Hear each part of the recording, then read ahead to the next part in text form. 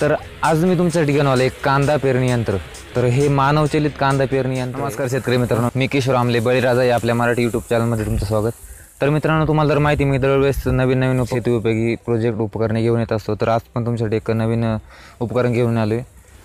तर आज मी तुमच्यासाठी घेऊन आलो एक कांदा पेरणी यंत्र। तर हे मानवचलित कांदा पेरणी यंत्र आहे। हे जर शेतात चालवलं तर कुठल्याही प्रकारचं उपकरण, ट्रॅक्टर वगैरे वावरात घालायची गरज पडत नाही, त्यामुळे वावर तुडवत नाही। आणि ह्यानी जी रोप गाडलं जातं ती एक खोली मेंटेन केली जाते रोपाची। जेव्हा आपण हाताने रोप टाकतो आणि ते गाडतो तेव्हा ते काही खोल जातं, काही वरती राहतं, म्हणजे एक समान गाडलं जात नाही। तर हे जे यंत्र आहे ह्यानी सगळं बियाणं फार एकसारखं गाडलं जातं, त्यामुळे बियाण्याची उगवून येण्याची क्षमता वाढते आणि रोपाची क्वालिटी मेंटेन राहते। तर बघूया आपण या व्हिडिओमध्ये, तुम्हाला सांगतोच माहिती मी। तर शेतकरी मित्रांनो, या यंत्राचे फन जे आहेत ते फन सगळे ॲडजस्टेबल आहेत। या यंत्राची खोली म्हणजे बी किती खोल जायचं ते सुद्धा ॲडजस्टेबल आहे, तुम्ही किती खोल घालायचं ते सुद्धा ॲडजस्ट करू शकता। आणि तर बी पेरणी करताना पर गुंठा किती बी टाकायचं हे सुद्धा ॲडजस्ट करू शकतो। तर या यंत्राने फक्त कांदा बीच नाही तर धना, मेथी, सोयाबीन, मका, बाजरी, वाटाणा हे पिकंसुद्धा आपण पेरू शकतो। तर रोपवाटिकांसाठी सुद्धा हे यंत्र खूप फायद्याचं आहे। या यंत्राला मनुष्यबळ कमी लागतं आणि सगळ्यात महत्त्वाची गोष्ट म्हणजे आपण जे ट्रॅडिशनल पेरणीचे यंत्र असतात त्याला ट्रॅक्टर चलित असतात आणि ते ट्रॅक्टर वावरात घालायचं म्हटलं ट्रॅक्टरच्या चाकाखालची जी माती असते ती दबली जाते आणि तिथं जे बी पाडतात त्यांचा उतार कमी होतो। तर ह्याला तसा काहीच प्रॉब्लेम नाही, दोन गडी लावले समोरून तर ते ओढत ओढत चालतात।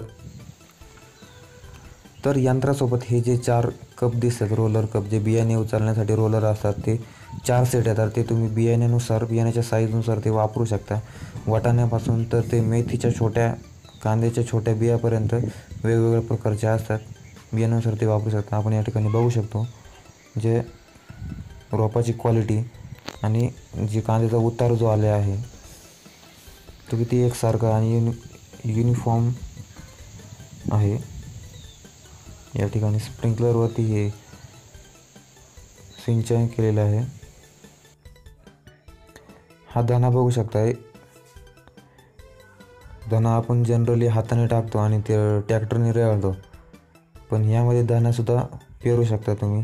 धनाचा उतार बघा तुम्ही एकसारखा।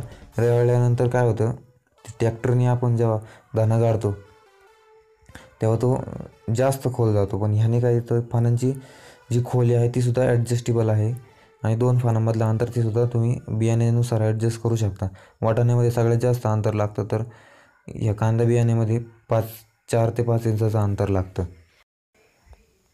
तर मित्रांनो, हे यंत्र तुम्ही खरेदी करण्यासाठी जर इच्छुक असाल तर डिस्क्रिप्शनमध्ये खाली नंबर आहे, कॉन्टॅक्ट नंबर आहे, तिथून तुम्ही कॉल करू शकता किंवा व्हॉट्सॲप करू शकता।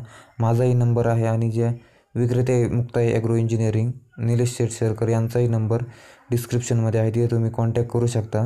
यंत्र घरपोच मिळण्याची व्यवस्थासुद्धा केली जाईल। धन्यवाद मित्रांनो, व्हिडिओ पूर्ण बघितल्याबद्दल तुमचे खूप खूप आभार। हा व्हिडिओ कसा वाटला, हे यंत्र कसं वाटलं हे मला कॉमेंटमध्ये नक्की कळवा। व्हिडिओ आवडला असेल तर लाईक करा आणि चॅनलला सबस्क्राईब करायला विसरू नका। धन्यवाद।